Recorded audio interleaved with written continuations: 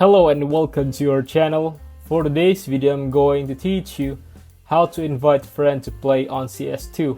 Before we get started, please don't forget to like and subscribe and click the notification bell for you to be updated to our latest tutorial videos. Without further ado, let's now begin. So what you have to do is you have to go to here to friends on the right side when you're going to be in CS2, or right click, and here you're gonna find invite friend to play.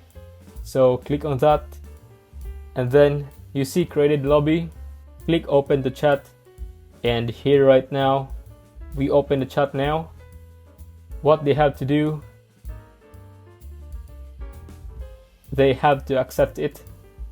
So when you're going to press invite, you're going to see right here it's being invited, and that's pretty much about it.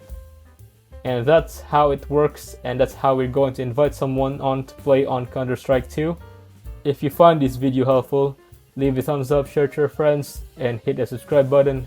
Thanks for watching, and I'll see you soon in the next video.